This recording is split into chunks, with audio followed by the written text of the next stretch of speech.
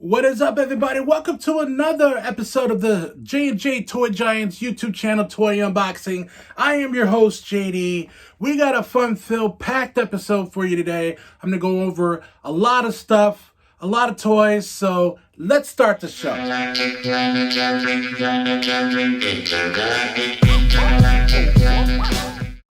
All right, so I'm going to be going over the Wrestlemania Elite Series, Shawn Michaels and Goldberg with the Blue Universal title, which is the Universal title, but now it's blue since it's on SmackDown. And I've been wanting to get these for a little bit. For whatever reason, I just decided to pass on them every time I see them, or they just weren't there. 9 times out of 10, they just weren't there. And my lovely wife, actually, I came home and they were sitting on the bed. I came home, from recording my podcast from the Shawn, Matt, and JD Save the World podcast, and there they were. So I was like, great, something to talk about on the YouTube channel this weekend. So let's do like we do every day or every episode. Let's let them breathe.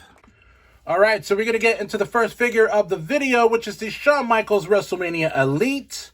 And this also is part of a Build-A-Figure. If you get all the whole set, you can build a figure of Paul Ellering with Rocco, I believe his name is.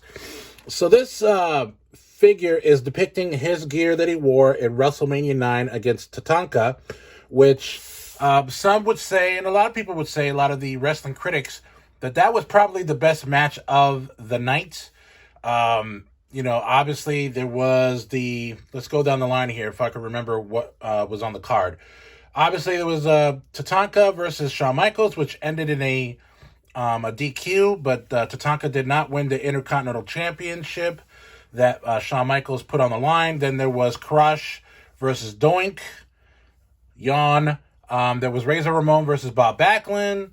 Also Lex Luger versus Mr. Perfect.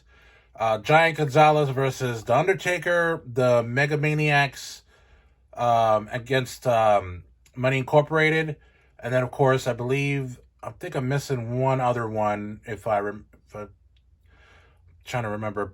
And then of course there was the Bret Hart versus Yokozuna on that pay-per-view. So this was actually the best match of the night. But let's get into the figure. This is not a history lesson, so.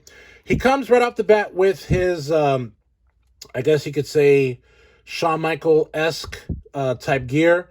This is pretty much, it doesn't come with the chaps, which I'm surprised that it doesn't come with the chaps if it was going to have this little thing here. But other than that, I mean, it's pretty spot on. I mean, the chest hair that he was kind of sporting, the little hamburger meat he was sporting that time. The glasses actually already come on. And the paint job on his outfit is really, really good. He was wearing, I forget the name of the brand of boots he was wearing at the time, but I guess because of licensing, they couldn't show it. I think it's O'Neill or something like that. But, yeah, I mean, it's pretty cool. I like it. I'm a big Shawn Michaels fan. As a matter of fact, when I started watching wrestling was during the time I was just scrolling through the channels on my Emerson TV. Yeah, if y'all know, in the 80s and 90s, you know what that Emerson brand was. The exact Emerson TV that I'm talking about that was all silver with the channel dial. Kids, we used to have to change the channel like this. Click, click, click, click. And so I remember watching Superstars, WWF Superstars and Wrestling Challenge, which showed Shawn Michaels and Marty Jannetty as the Rockers. That was my favorite tag team ever. And it was right around the time where they showed them breaking up during that episode of The Barbershop. And that was my first, introduction to WWE. Back then was known as WWF, and I've been a fan ever since. So he's always been my favorite wrestler, even though he was a heel from most of his career. I would say half and half. He was a heel and then babyface. But it's pretty cool. There's really not much you can say about this. I believe you can take this off. I don't want to try it. Yeah, you can take it off. But I'm going to leave it on here. Now, he is a little loose as far as setting him up, but I do have some handy-dandy stands that I got from eBay recently, which I got a good deal on it. It was a pack of 40 for $33. And the more packs that you got, the less and less they would charge you per pack, which is cool. And so I put some of them on recently just before I started recording on some of my Ghostbuster figures that will not stand up by himself for whatever reason. But, I mean, figures tend to do that. But, yeah, I mean, the glasses are a little crooked to my taste. You know what I mean? But that's really nothing that you can kind of help. I mean, if you want to nitpick. It does come with a couple of different hands. But I usually just put them in a baggie, and I should have separated them. One of these days, I'm probably going to have to like just devote a day and put all these accessories, extra stuff on the table, which, you know, all my other accessories, like, you know, the extra hands from different wrestlers, Power Rangers heads and all the heads and stuff like that. I'm going to have to just separate them, put them in its own individual baggie. But I love this figure, and I'm 100% satisfied. So let's get to the next one. All right, so this next one is Goldberg, or should we say Oldberg. This is the most recent iteration of Goldberg, his last run.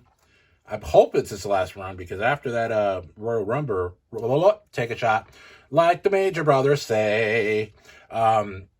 Like the last match that he had with Drew McIntyre was not very good. So it comes with the Universal title that's in blue because it's now under SmackDown, or the fans like to call it the Blue Universal Championship.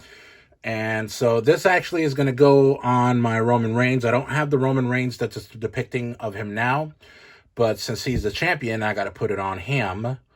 So he is pretty much the head of the table.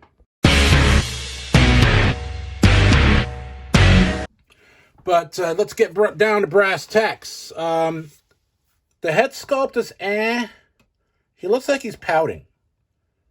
You know, I would pout too if I, had take a shot again. Wow, I can't talk today.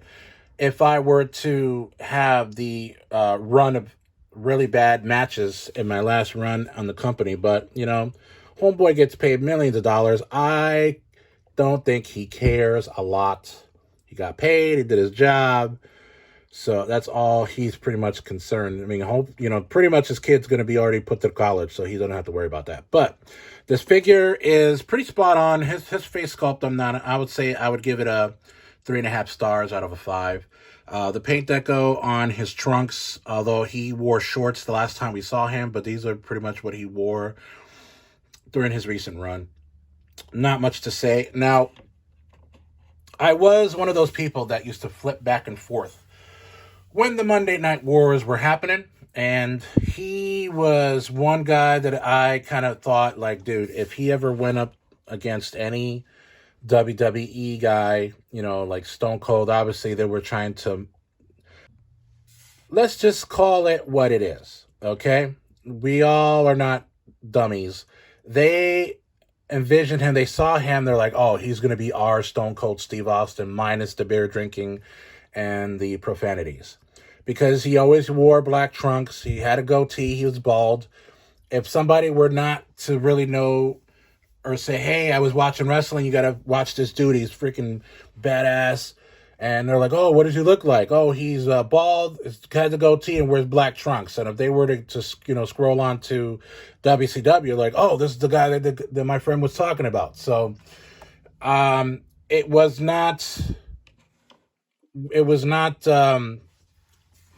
a ploy for them to try to get more people to watch WCW. And he wasn't a really great wrestler. I know that now. I thought back in the day he was like the biggest, hottest thing, and he was destroying people, which, he was, because he was only wrestling like 3-minute matches. But now, as I've gotten older and I know what it is to kind of like be able to, professionally wrestle, was trained, and I didn't work out for me, but I know exactly what it is to, take bumps and how hard it is to be able to do things in the ring. And so, just didn't work out for him. But he had his run. The streak was pretty cool. As far as the figure is concerned, there's really not much you can say about his. I mean, he had the the gray hair on his chest, because he's really old. And his tribal, tat that was good. And then they also got the tat on his inside of his bicep there. But yeah, I mean, this is really cool. He's going to go into my Legends hashtag or slash Hall of Fame ring because he's not active roster anymore. I try to set them up between SmackDown, Raw, and then Hall of Fame / Legends ring. I might even get another ring and just have Legends and then just Hall of Fame in one ring. But that is it. A very short ski review, but this is Goldberg, so you're not really going to get a lot out of this. So thank you so very much. We'll be with you in just a short.